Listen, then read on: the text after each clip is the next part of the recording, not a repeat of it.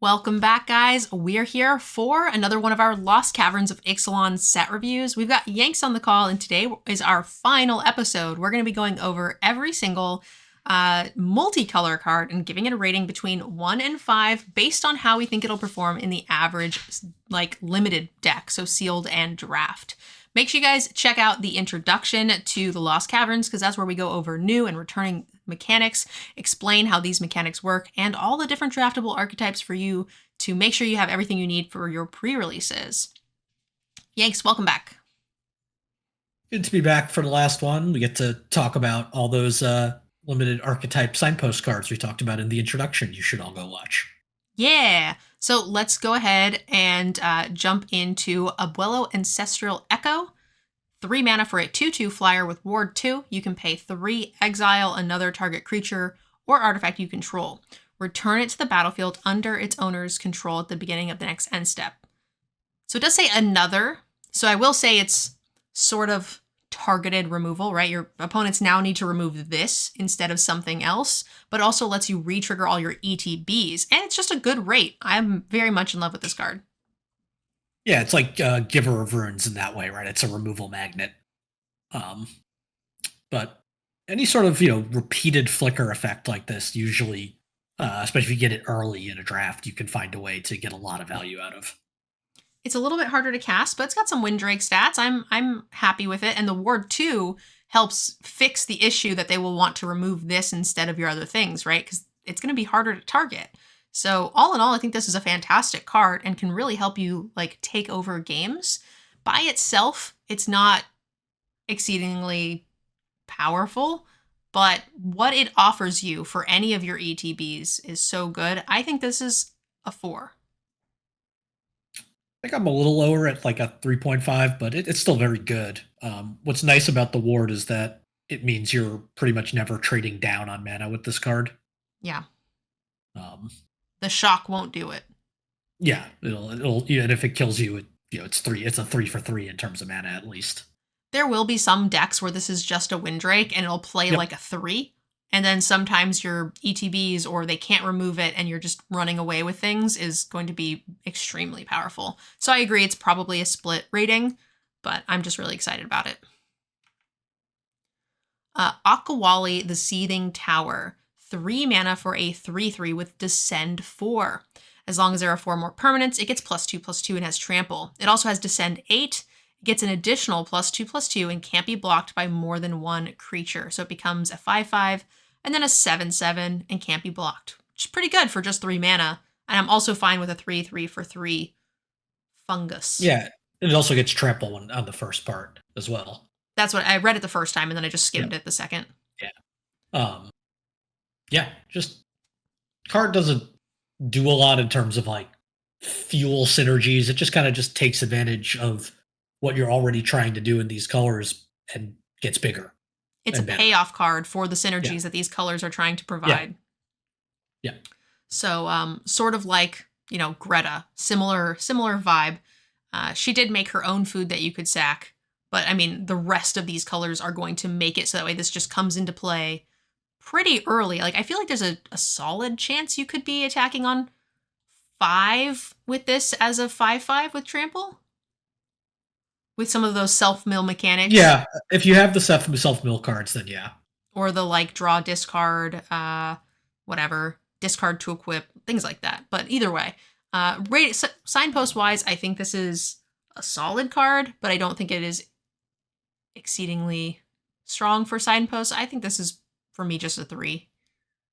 It's a 3, but it's nice that you don't have to build around it because you're probably going to get to Descend 4 anyway, and if you have to play this on turn 6, you got a 3 mana 5/5 trample later in the game is still fine. Yeah, agreed. All right. Mtgnerdgirl. Amalia, what's up? It's you. It is me when I put my hair up. Yep. Should this be my next cosplay? I mean, don't cosplays require you actually putting on a costume? You kind of already fit. Well, I need armor and a sash. Oh, that's true. You do need armor. And one of those puffy turtleneck things. But I don't want to be a pirate. All right, this is a Vampire Scout for 2 mana. Ward, pay 3 life. Whenever you gain life, This explores, then destroy all other creatures if its power is exactly 20. Huh? Yeah, that's again kind of trinket text. It's a 2-mana 2/2 ward, pay 3 life. I mean, I'm not going to I sniff guess at the whenever you gain life true, also do a true. thing. I don't. Yep. I'm trying to think if I remember if there was much life gain. I don't There was think not. there was. There was not much. There was a little bit. There's always the occasional life linker, but not much. It was not a supported theme. Yeah. There was a couple of drainers, wasn't there? Like drain 1.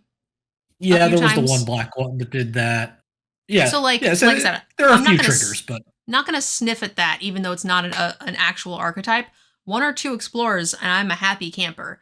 But it's still a 2/2 for 2 with ward, and it's a vampire relevant creature type, and it looks like me, so you got to play it. This is a fine card, but unless you have some life gain, I'm not gonna write home about it. So it's just a 2 for me. yeah, agreed. All right, Anim Pacle. Anim Pacle. 3 mana for a 1/2 human soldier. Whenever it attacks with 1 or more non-gnome creatures, put a +1/+1 counter on it. Then create X 1/1 colorless gnome artifact creatures that are tapped and attacking, where X is the number of +1/+1 counters on this. I mean, on turn 4, this is attacking as a 2/3. I'm not in love with it. It's pretty weak. Yeah, I guess you're hoping in this you get like borrow some sort of equipment or tapping something down to help it get through. But yeah, it's not that exciting. I remember someone also in chat said there was 1 mana lifelinkers, which I do remember, but I forgot there was a Bird Jesus in this set, which makes that card even better. I forgot about Bird Jesus specifically. I'm super into that. Bird Jesus makes that last card a 2.5. I mean, it's the only white lifelinker. But what about in black? I know. I haven't gotten to black yet. I'm going through white. Bird Jesus. Yeah, the bat one? Bat Jesus. Yeah. Sure. Yeah, there's 3 cards in white that gain life. I'm not counting Resplendent Angel at the 6 mana trigger. And 2 of them are one-time things, and then the bat. I like it with Bat Jesus. So, Anyway, this card I'm not here for. If you've got some combat tricks and stuff, if you've got low, cheap removal, a couple of shocks to clear the way for this in the early game, it'll certainly snowball, or it'll just like get eaten. Yeah. And I'm not really excited for my 3-drop rares to just get eaten for no reason. If I'm on the draw and they just like play a 4 mana 4/5 with reach and trample or whatever. So I will say, I'm just more rereading this, right? This doesn't have to attack. Oh, I thought this said whenever this attacks. Okay, this sucks less than I thought. And so this will poop out things even when you don't attack with it? Okay, actually, it kind of is busted, actually. Yeah, I misread that as well. Because that's not the way cards are usually worded. Like, so you attack with, like, your bird and you poop out a dude, and you attack with your bird and you poop out 2 dudes. Yeah, or if it does work that way, it's usually based on, like, the creature that is attacking, but it's like something else can attack and then it gets tokens based on this, which is kind of weird. Yeah, I mean, just the fact that you can play this on 3 and attack with your 2-drop. This went from like a 2.2 to like a 3.5. Yeah. Again, you want this only in aggressive decks, but you're in Boros, so you're probably at least somewhat aggressive. And the thing too is that, like, even if it's not doing a lot of work, like, you can just sit back, attack with the one thing that you have an attack with, and then eventually this will become powerful. And I'm okay with that. So this is a 3.5 for me. Yeah, now those gnomes come in attacking, so they might just be suiciding. But they're getting big. They might be suiciding, but each time there's more of them. There's more of them, yep. Yeah, so them suiciding is not quite as bad as like Krankos and stuff, where like True. Where they come in one at a time attacking. Yeah, Rabble Master or stuff like that, yeah. So this seems good. Bartolome de something. 2 mana. Del Presidio. Presidio, thank you. 2 mana for a 2/1 Vampire Knight. sacrifice another creature or an artifact, put a +1/+1 counter onto this. So then you sack all of those pesky little 1/1s in the 3-color deck. Mardu, let's go Mardu. They are no longer suiciding. Yep. Yeah, this card is good. I like this, a Vampire Knight. I'm a big fan of the Orzhov, as you all know. So you have to have a build around, but I think Orzhov now, I assume if you're in 2 colors, you have the synergies because it's no longer tough to build the synergies that are in them, right? Like, for the most part, you do get, I think we said before, right? There's usually like one every format that just doesn't have the support. Yes. That it should. But that's more of a design thing and a little, yes, and it's agreed. only 1 of 10 or whatever. Yeah. So, like, I assume. And it's not something like this that's broad. It's usually something a very specific theme that doesn't have what it needs. It no longer takes, it takes skill to build a good deck, but it doesn't necessarily take skill anymore to make a deck do the thing that those colors want to do. It's sort of baked in now. You throw in 23 cards that are black and white and it's going to be the theme somewhat, just because they're supporting it a lot more than they did before, in my opinion. So I think that this is, in these colors, I'm not cutting it. It's a free sacrifice outlet. I mean, these are just 3s. Yeah, I agree. It's a 3. Free sacrifice outlets are always kind of scary and can get out of control. Yeah, and they tend to make a lot of 1/1s in those colors.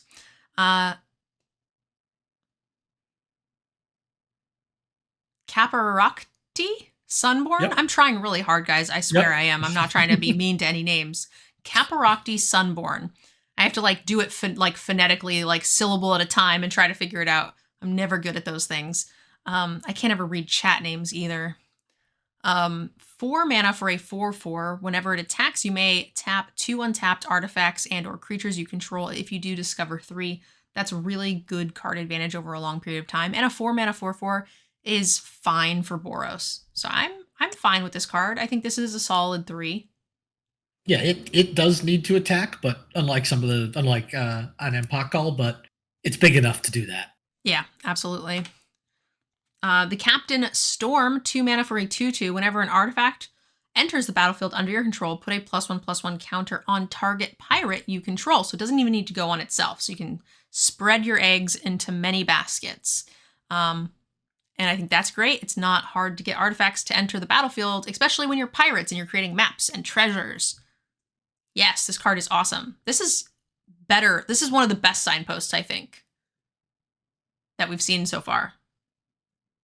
Yeah, it does require, unlike some of the other ones, it requires 2 things, right? I mean, it is a pirate, but it generally, for it to really perform, it requires other pirates plus other artifacts. But like you said, that shouldn't be too hard to put together. Yeah, I think that there are just enough artifact creatures. There are just enough things that make treasures. We saw vehicles that poop out treasures. We saw an equipment that pooped out treasures or whatever every turn. And that was red. Yeah, it was. That's what I mean. That it was red, and then the vehicle was colorless, so you're fine. So you're getting plenty of artifacts. I don't think that'll be a problem. And the fact that you never miss on this, because it itself is a pirate, you can put a counter on something. I think this is great. It's 3.5. Agreed. Best one so far. Deep Fathom Echo, 4 mana for a 4/4. At the beginning of combat on your turn, it explores. Then you may have it become a copy of another creature you control until end of turn. That seems cool. So the +1/+1 counters will stay, and you just turn it into like a flyer that gets in, which is cool. Yeah, and it's not like it's a bad body in itself. If you don't have anything else you want to, or nothing else, you don't have to. You can just have a 4/4, 5/5, 6/6, whatever it is at that point.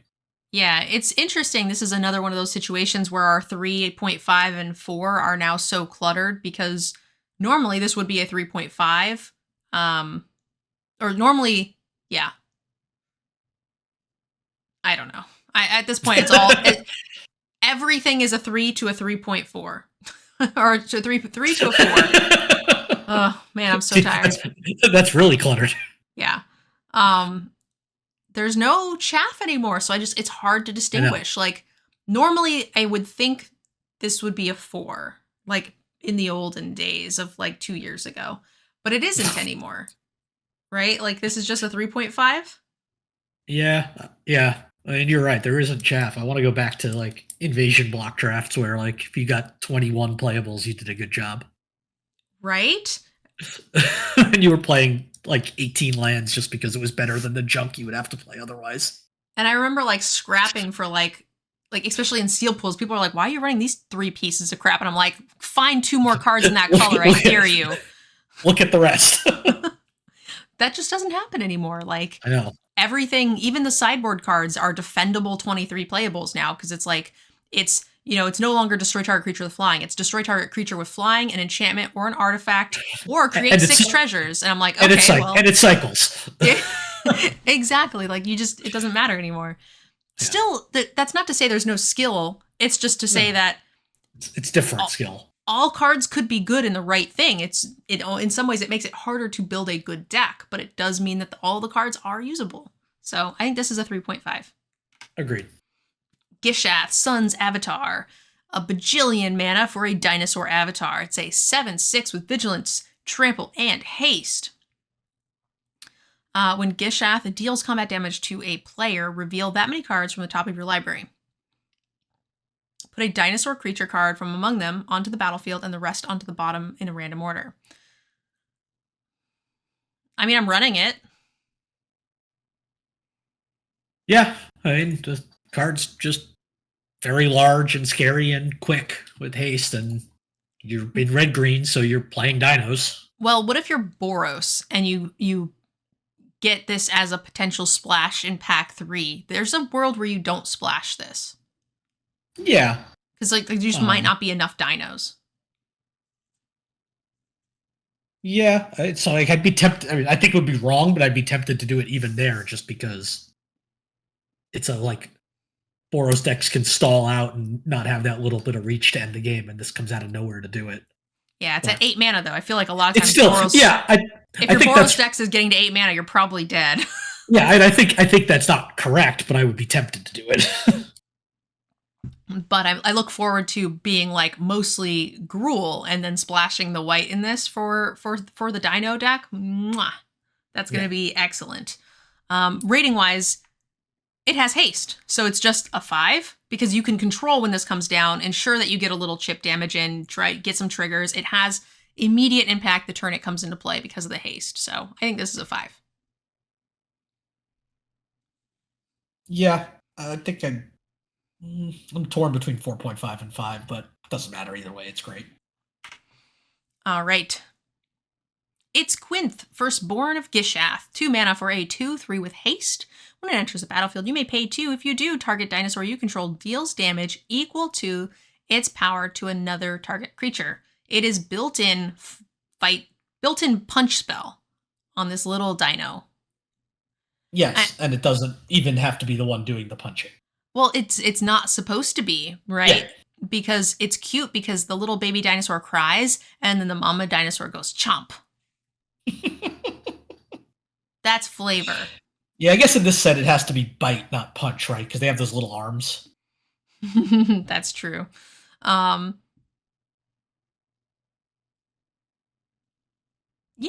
this card is an awesome signpost. I think that this is... I don't like it as much as the pirate, but I feel like it'll probably play better than the pirate.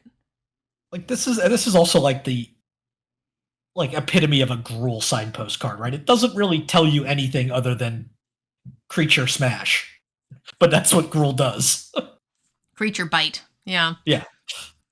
It feels more straightforward and easier to build. If you play this on 2, you're a little sad and you're not going to get that like long-term value, but that means you're probably doing pretty good. Like you're curving out hard and that's going to just be its own problem because this is a great rate. So this is a built-in bite spell. I mean, 3.5. It's just a 3.5. Kaleen Daring Traveler, 2 mana for a human fairy scout. That's interesting. It comes into play as a 2/3. When it attacks, reveal a top card of your library. If it's a creature card with mana value 3 or less, put it into your hand. Otherwise, put it in your graveyard. Okay, fine. You can also cast it as a sorcery and put it on an adventure. Create X map tokens where X is 1 plus the number of opponents who control an artifact. So probably 2. So you make 2 map tokens for 1, Yeah. which seems okay. Yep, and this is the one case where the kind of weird rules thing does allow you to play Journey On off of Discover. Aw, someone in chat just said, it's Quin. Do you remember the way to the Great Valley? Oh, I'm gonna cry. That's so sad.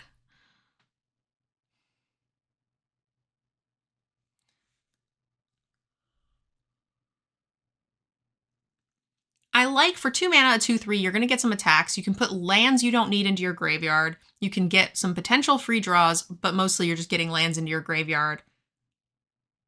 So you can draw into permanents or not. Yeah, I don't know. and you get the choice, right? You can leave it on top if it's a card you want to draw. Yeah, it's fine. For 2 mana, it's great. For a rare, it's a little not exciting, but it's still a 3. Yeah, I'm almost tempted to give it like a 3/5 just because of the, you could potentially getting a couple extra cards off of the Journey On portion. Yeah, I'm assuming if it just gets kind of eaten. Like, I think you're only going to get to do this cleanly once or twice. Yeah. So, it's fine. Okay. Kilmalament Exemplar. 3 mana for a 3/3. Your opponents cannot cast spells during your turn. Whenever 1 or more creatures you control with power greater than its base power deals combat to a player, draw a card. Yeah, I mean that's what the green-white deck supposedly wants to do. Buff things. Yeah, so anything with a +1/+1 counter, anytime you activate the llama. Yep, An anytime attack. there's an equipment attached to something. Yep. So this is fine. It's a great signpost. Prevents your opponent from combat tricking on your turn, which is really cool. Prevents them from countering your stuff. Really cool. I'm a fan of all of those things. And it's a fine rate. So this feels like it's in the middle of the pack for the signpost cards. Yep. It's still probably, well, drawing a card is strong. I think this is a 3.5. I'll give it a bump. Yeah. I think the card itself is a 3.5. I don't think I'm in love with that archetype from what we've seen. But the card itself is good. Master Guide Mural. 5 mana for when it enters the battlefield, create a 4/4 white and blue golem artifact creature token. And then you can craft for 7 mana with an artifact, and it turns into another artifact that says tap, create a 4/4 white golem artifact creature token. Only activate if this or another artifact entered the battlefield under your control this turn, which will not be hard in this set. And it comes into play with its own 4/4. This seems great. It's a little slow. 7 mana is hard to get to, but then most of your deck are going to come with an extra 4/4. Yeah, and if you somehow have like nothing else to craft, you can play this, attack with your 4/4 and then craft it away, and then when it flips, you just make a 4/4 again. It's also important to note that, like, it says comes into play, it doesn't say cast. So, anything that makes a treasure, anything that makes a map, any of the creatures that ETB with an additional 1/1 gnome is going to trigger this. Like, there is no shortage of things that will make this reasonable. I want to give this a high score because I think the format will be long. If it is not long, this is kind of garbage. If it is long, I feel like this might be the best signpost of the bunch. Yeah, I mean, if the format's fast, that whole archetype goes in the trash can. Pretty much. Well, I don't know about that. I feel like there were some very aggressive parts of the artifacts. Mm-hmm. There was a lot of artifacts, yes. I don't think the blue-white in particular. There was a ton of like the white ones that say like tap 2 artifacts, put a +1/+1 counter, and then like makes treasures and maps and does things. I feel like that can be very aggressive. It's just this signpost card will not be around to make that pay off. Yeah, the format, the archetype didn't feel overly slow to me when we were going through them. I thought it felt very slow. Interesting.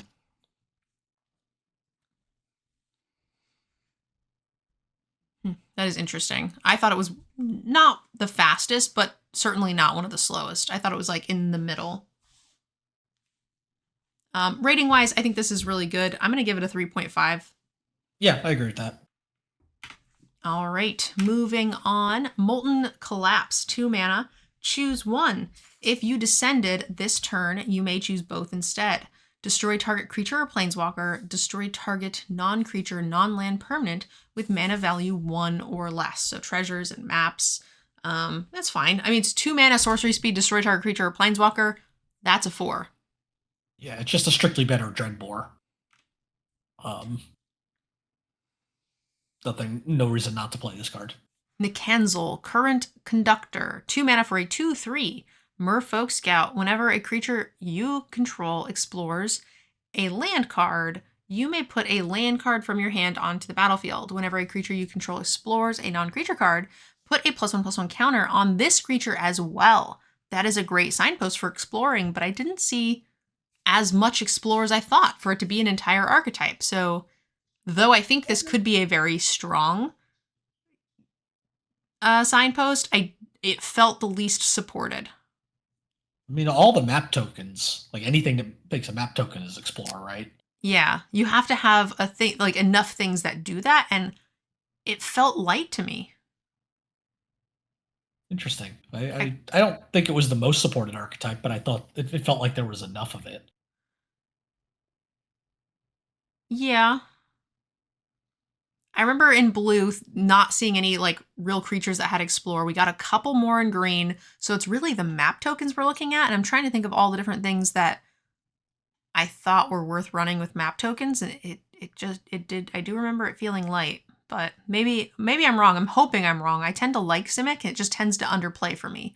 So I'm hoping I agree this with is that. good. I definitely agree with that. Simic has underperformed for a number of sets. Yeah. And I just don't remember seeing enough maps for me to think that this is going to be a home run. But for that reason, I personally am going to give it a 3. Yeah, I think I agree with a 3. I think if I'm wrong and it's more supported than I remember, and there's more map tokens, if they generate map tokens easier than I thought, then I actually think this might be one of the better of the bunch. It might be up to a 3.5.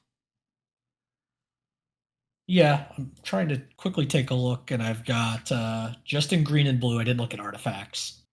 I've got 12 cards that either explore or make maps. In both colors, you said? In both colors, and a couple of them were rare, to be fair. But I didn't look at artifacts, which had a few as well. So like you said 12, so I'm assuming 2 of them are rares, maybe 4. So like 8 cards. Yep. And then some of them, I don't know, but some of them might not be super good, and you would be putting them in for, you know what I mean? Like, and it just doesn't feel good. Yeah, that was definitely not accounting for quality. Yeah. That was just quantity. Yeah, I'm trying to think of all the cards that I was like, oh, this is playable, and it makes a map token. And I can't remember a ton. There was a few, for sure. But let's go ahead and move on to Polani's Hatcher, 5 mana for a 5/3 dinosaur. Other dinosaurs have haste. Whenever this enters the battlefield, create 2 0/1 dinosaur egg tokens. At the beginning of combat on your turn, if you control 1 or more eggs, sacrifice an egg and create a 3/3 green dino. Okay, so this is a lot of power over 2 turns. So it's a 5/3. If you play it first main phase, it's a 5/3 that comes with a 3/3 haste. Yep. Your first turn, and then another one the next turn. Yep. It's not bad for 5. It's pretty good for 5. And green had some like return to the battlefield kind of effects. Giving all your other dinosaurs haste also super relevant. Like your 6-drop Mommy Ma is going to be like beady. There was a rare. It's a dinosaur egg. So play this into Mommy Ma. You draw 3. Yes. Yep. That's a great one. I mean, it's a rare. Okay, this is a rare. Okay. Yeah. There was a rare in the original Ixalan that gave all your other dinosaurs haste as well, and that was really good. I actually saw a lot of standard play. I'm trying to remember. Regisaur Alpha. Yeah. And that was similar. It was a 5 mana 4/4 that gave other dinosaurs haste, and it came with a 3/3 trample token. So I'm going to say that this is a 4. It gives you a lot of value. It's spread across a lot of different bodies, and giving haste to everything from here on out. It's pretty good in dinosaurs. Yeah, 4 seems good for me. Quintorius Cond? 4 mana for a 4 loyalty planeswalker. Whenever you cast a spell from exile, Quintorius deals 2 damage to each opponent and you gain 2 life. Boom. Gain 2 life. Explore on the thing because you're playing Mardu. Done. Create a 3/2 red and white spirit creature token. Now, wait a minute. He wasn't making flyers, and then in white he made flyers, and now he's not making flyers? Yes. Makes perfect sense. Don't think about it. It just makes sense. Make up your mind, man. Do you know how to make them fly or not?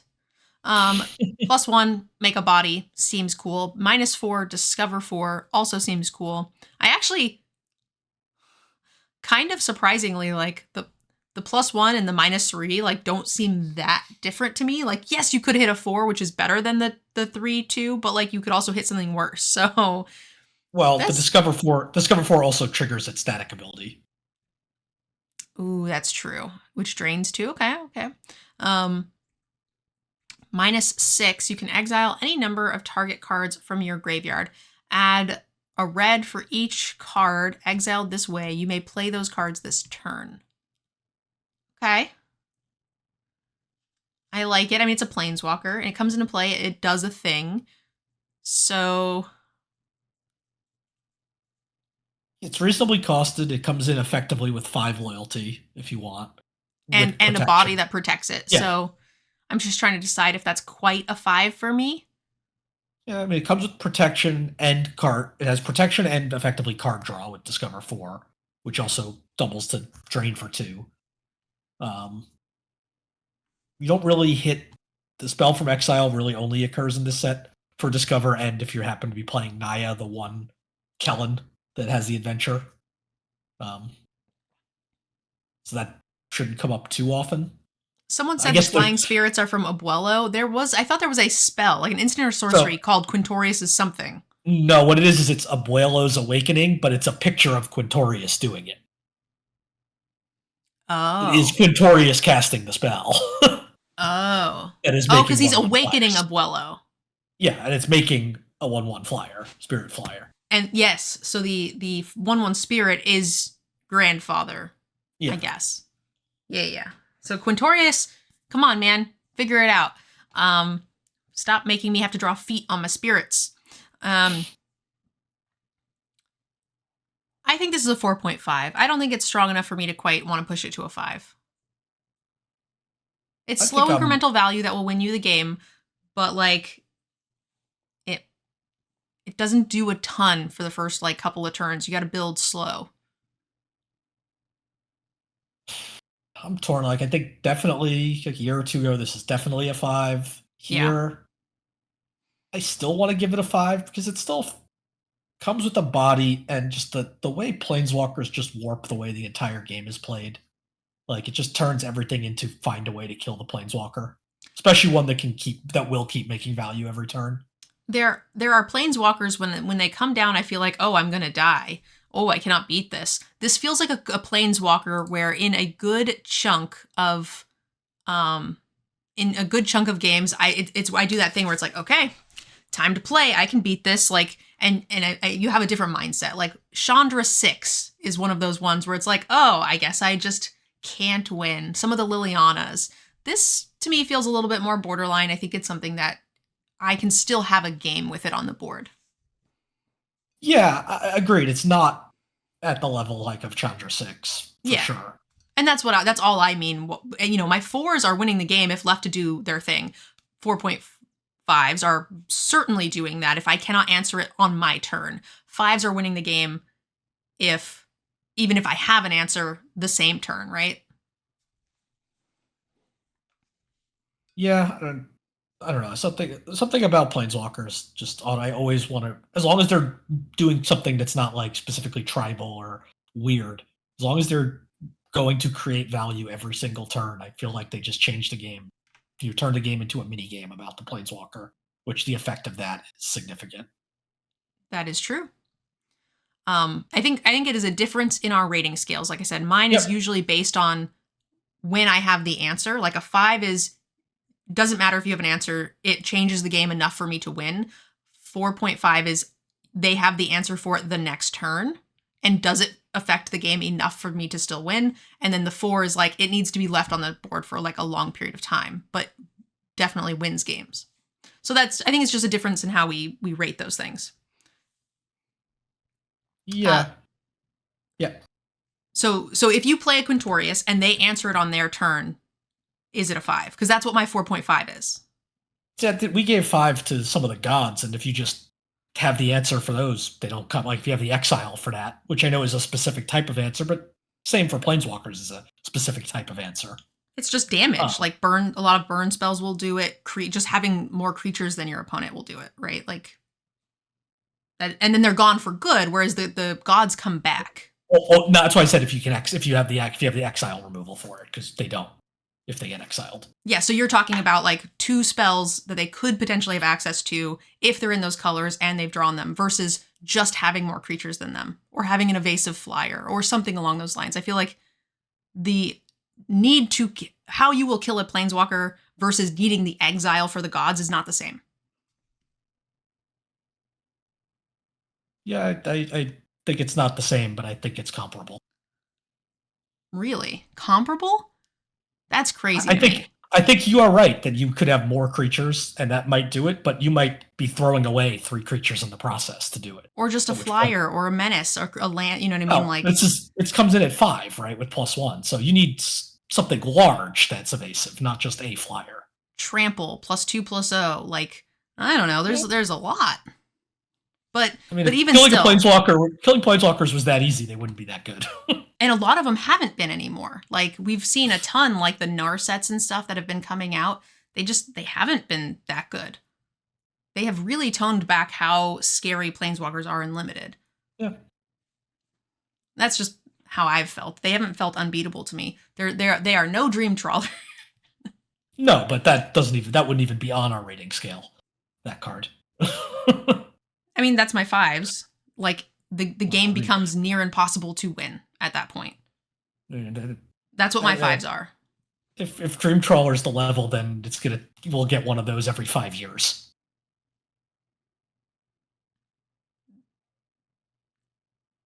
I mean, it's a scale, right? Like, yeah. Dream Trawler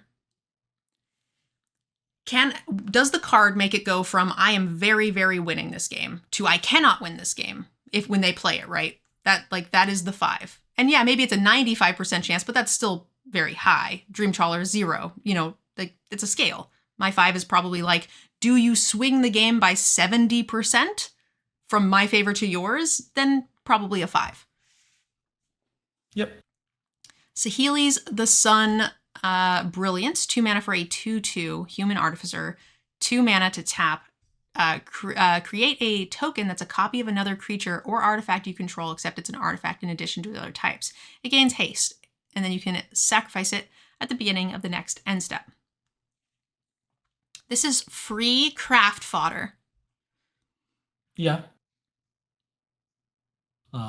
Admittedly, a lot of the craft is pretty expensive, so yeah, you're tacking on another 2 to it may be tough, but I'm okay with that for the free resources.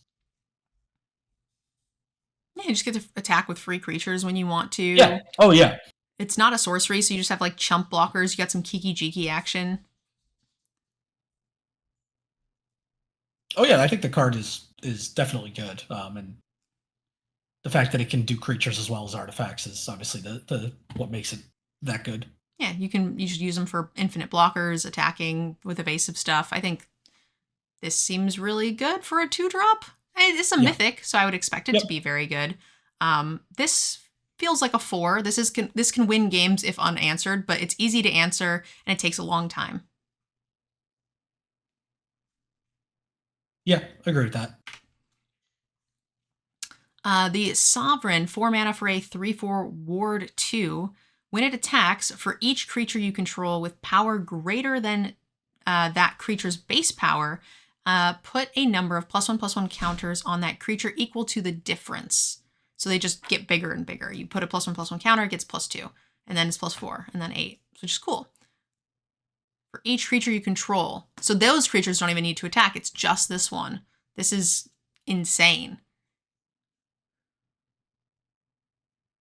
Yeah. It's interesting that we now have 2 pretty good multicolor cards for this, like payoffs for these green white buff stuff, where we didn't see really any of that in green or white itself. I mean, we saw a bunch of cards that I liked and you didn't, like the artifact that came into play putting +1/+1 counters on things. Like, I feel like that's the synergy. I meant payoff cards for doing it, not cards that did do it. Oh, I see what you're saying. I thought you just meant like the synergy itself. No. Sorry, yeah, I was not clear. I think I would expect to see most of it in multicolor, but yeah, I mean, I would also expect to see 1 or 2 cards within each color as well. Yeah, it kind of felt like if we didn't do the intro and didn't know that was what this set was trying to do, I wouldn't have been sure what green white was trying to do until we saw Cutsil and now this. Yeah, I agree with that. I felt like there was an abnormal amount of pump, so I feel like yes. I would have, like I said, I actively kind of liked that artifact, and so I was getting a counters E vibe, but certainly nothing worth doing it on purpose. So yeah. This card is good. It's got ward 2, so it protects itself. I think that this is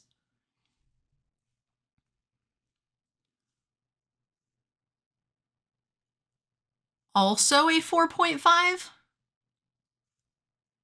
Yeah, I like it at 4.5.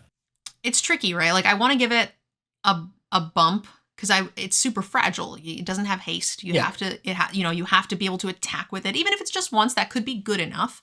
But you also have to have creatures that have those things, and if they don't, or if you only have 1 counter on 1 creature, then it's got to be a repeatable thing. But because it has ward 2, I'm hoping that that's going to keep it around so you can save, get the right spots.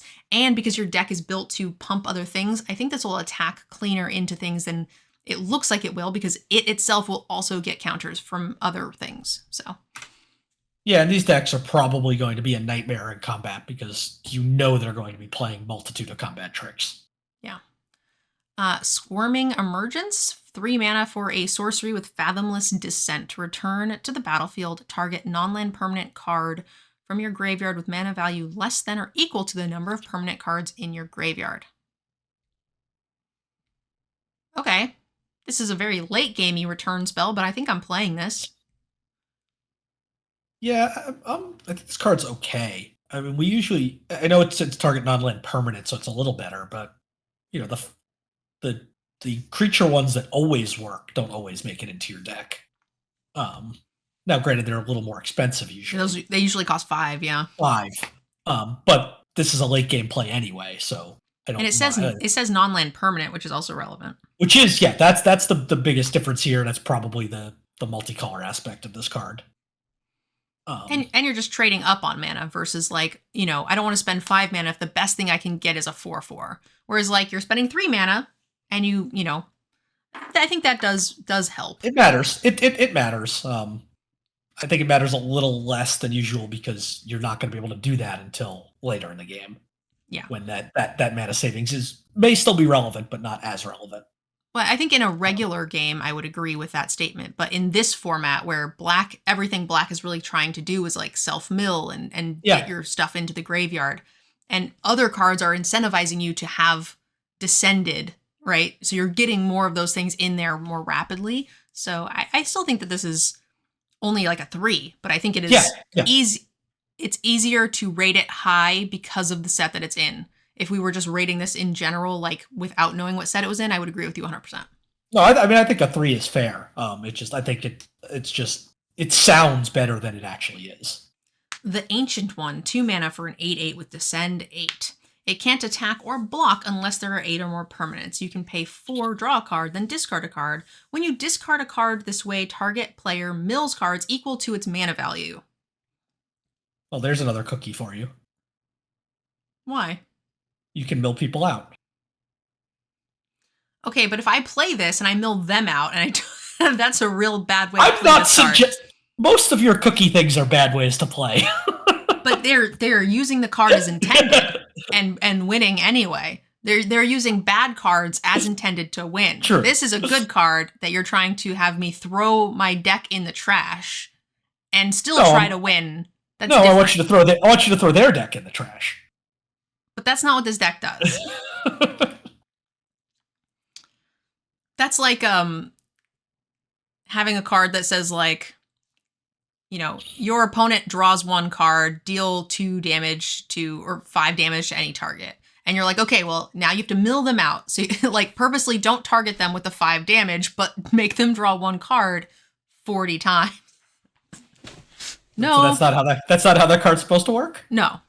Oh.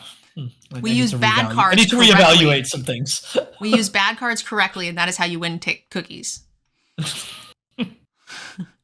Rating wise, I think this is actually really crazy. You play it on turn 2. You can't activate it or whatever. That's fine.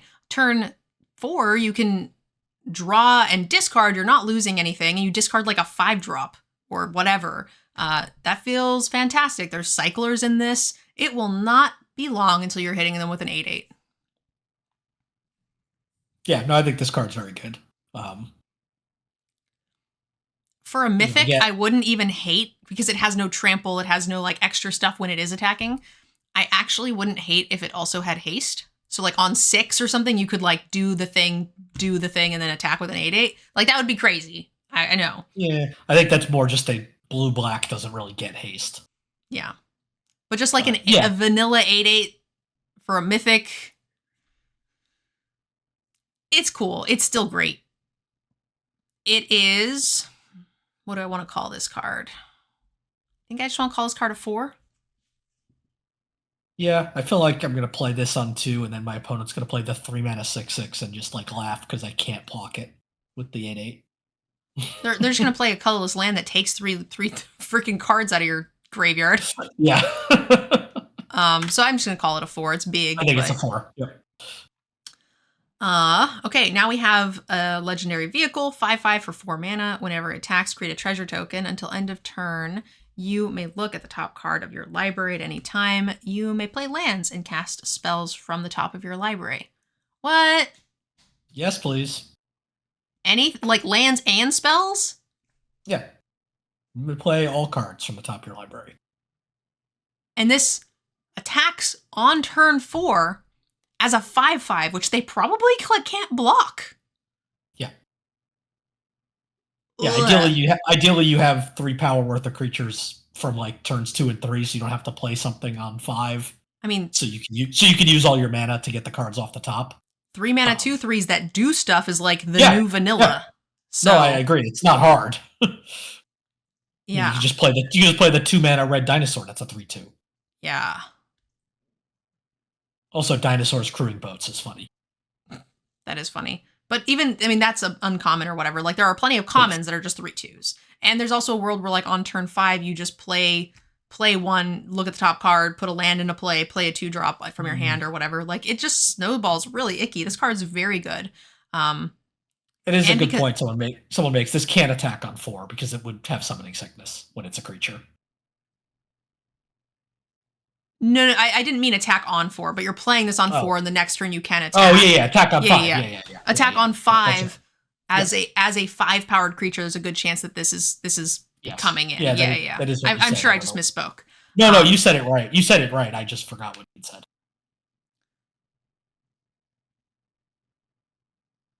Oh, no, someone else is asking if crewing gives haste, and someone else is responding no to that. Great. I think that this is fantastic. So you can combat trick, you can removal, you can do things to like help this get in. It's big enough, and it's an artifact, so when it's not a creature, it's a little harder for them to kill. So I'm willing to give this a 4. Yeah, I think this is a 4. All right. The Mycosynth Tyrant. Myco Tyrant. Myco Tyrant. I don't know why I kept wanting to put an S in there. 3 mana for a star with trample. Its power and toughness are each equal to the number of creatures you control that are fungus and saproling. At the beginning of your end step, create X 1/1 funguses.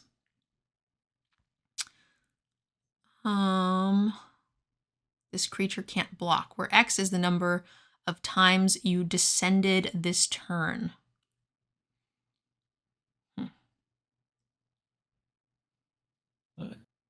Don't actually love this card. I don't hate it. Yeah, I think it's fine. This is really cool if you have like a heavy, strong self-mill, and that makes me want to play the 2/5 flyer that lets you put cards back into your grave or into your library. You know what I mean? So you can just really go to town on those cards that say when they come into play, mill yourself too. Yeah, I don't know why I just thought this, but like I feel like cards like this, where it's counting the number of times you descended this turn, are going to be awful when somebody like draws this mid-turn after having like milled several cards and you play it and then trying to remember how many times you did it because you weren't tracking it because you didn't have it in hand. This is an interesting one for sure, but I still think I like this. It's a bit of a build around, but I think it can be very strong, and it's an end step trigger, and it's only 3 mana. So if you wait and play it when you can actively do the thing, play it post combat, all of those things, you get some good value. I think I'm still willing to give this a 4, but it is a very build around 4. You know, in the average deck, I don't think it'll play that well. I think I have it as a 3/5. I just don't like it as much as either of the last couple cards. Yeah, this could be the kind of thing you are in these colors, but like don't have quite as much mill synergy or whatever, and it just plays like a 3. So it's probably averaging. I think I like your score of a 3.5, but I definitely think this can be very strong. Agreed. All right. Man, I was brought pizza, and this is just never ending. It's cold only 4 now. more. 4 more. Ukbenbach, sure. The Great Mistake. 5 mana for a 6/4 with Menace and Vigilance. Descend 8, pay 6, return Ukbenbach from the graveyard to the battlefield with a finality counter on it. Activate only if there are 8 or more permanents. So it's kind of free-ish. It dies kind of easy, but like it's Menace, so it's probably killing 2 things with its giant 6 power. I think that's fine. Yeah, this is basically just big. It is like keyword large and annoying. I think most of you quit watching, but the most recent season of The Witcher has a creature that looks like this. They make this like weird abomination of like melding a bunch of witches together, and it looks like this. They're not skeletons, they're actually fleshy, but it looks all a ball of people. So this reminds me of that. I honestly didn't know they were still making that show. Yes. The season that just aired is the last season with Superman in it. Now it's going to be someone else. I think I only watched the first season. Yeah, I like it. So rating wise, I think this is solid. I'm never cutting it. It's a 3.5. Yeah, agreed. All right. Veto. I really like this card in the black deck, the black one. Hopefully this is good. Wait, isn't he a cleric? He's normally a cleric. Now he's dead. But he can still be a dead cleric. He made a deal with the devil. He can still be a cleric. I want him to be a vampire cleric. You need clerics for some reason? Yeah, I like clerics. Oh, okay. 4 mana flying 4/4. Whenever you sacrifice another permanent, you gain 2 life. If that is the first time this ability has resolved this turn. If it's the second time, each opponent loses 2 life. It's the third time, create a 3/4. Huh. And that makes the free sacrifice permanent like really good. If you happen to pack one, pick one this, you take this and you just sack your whole board. 3 per turn. That's cool. I'm absolutely stealing from chat that it was a clerical error. Oh my god. It was a clerical error. This should be a cleric. I'm mad. I really like cleric decks. I'm gonna pout now. This is awesome. This is very good. If you have like sacrifice options on board when you play this, you can get instant speed, do the thing, which is nice, and get all the triggers on board. So I will say it's going to be higher than a 4 plus a 4/4 flyer for 4 is fantastic. This is a 4.5. Yep, I like that as well. You have to have some synergy. It might just be a 3.5. It might just be a 4. Might just be a 4 if you don't have the ability to sack stuff. But I feel like you're in Orzhov. What are you doing with your life if you can't sack stuff? Yeah, and it includes like your treasures and your maps and stuff like that. Yeah. Not that you get a lot of maps in this color, but you do get some treasure in black. Oh my gosh, and I want to eat my pizza. Wail of the Forgotten, 2 mana for a sorcery, descend 8. Choose 1. If there are 8 or more permanents in your graveyard as you cast this, choose 1 or more. Instead, return target non-land permanent to its owner's hand. Target opponent discards a card. Look at the top 3 cards of your library, put 1 of them to your hand and the rest into the graveyard. So great, scales. 2 mana for a bounce spell, I'm in. Late game, 2 mana for a bunch of stuff with card advantage and value, super in. This is...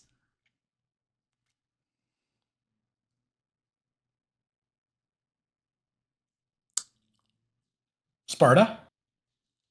Yeah. It's a 3.5, but I want to say a 4 because it makes me feel warm and fuzzy inside. Yeah, I like this. I think I like this as a 3.5. Yeah, I think it is, but like I said, I want to give it a 4. So know that it's a high 3.5, and also I feel warm and fuzzy. No, come on. Last card. You said 3 like forever ago. I said 4 at Uchbenbach. I said 4. You said 3 at one point, like 6 ago. I was just slipping extra cards into your file from remotely. Zoyoa Lava Tongue, 2 mana for a 2/2 with Death Touch. Goblin Warlock. That does not look like a goblin. It has Death Touch at the beginning of your end step. If you descended this turn, each opponent may discard a card or sacrifice a permanent. This deals 3 damage to each opponent who did not. I like it. Fantastic. 2 mana, 2/2 with Death Touch, in. Great signpost card, doing what I want to do in these colors, in. This is... It's a 3.5. Yeah, it's a 3.5. It's just cheap and does everything you want to do in those colors. Yeah. And now we are done. That's the end of our set review. Yanks, what do you think of the set? I think it's interesting. I'm concerned about how easy Descend seems to be to get. So I'm hopefully I'm wrong and that it's actually a lot harder. Descend or descended? Yes. Okay. I'm really excited. The artifacts seem really strong. I'm more excited about these artifacts. I don't know if it's because they fit my playstyle, but I'm more excited about these than I was like in Brothers War, where that was like the thing. These are like a fun build around artifacts where like it's less about just the set having artifacts and more about building them, if that makes sense. I don't know. It's hard for me to explain, but to me, this seems way more fun. I'm very excited for that. My concern with this set, and it's not so much this set as like I'm scarred from several other sets, that you have these cool craft and descend and artifact synergies, and then none of them matter because Boros just kills you every time. Yeah, if or the format's too fast, or Gruul just smashes you. Like it's that the non-synergistic decks are just too good. If the format's too fast, it will take away a lot of the cool things that I'm excited about. I agree. Okay, for those of you guys who are watching in the YouTube channel, don't forget, leave us a comment down below. Let us know what you think of this new set. Let us know what archetype you're the most excited to draft and play at your local pre-release. And don't forget, if you enjoyed these videos, please follow the channel, like the video, so that's how we can continue to do more of these things. Thanks for watching, guys, and we'll see you in the next one. Bye!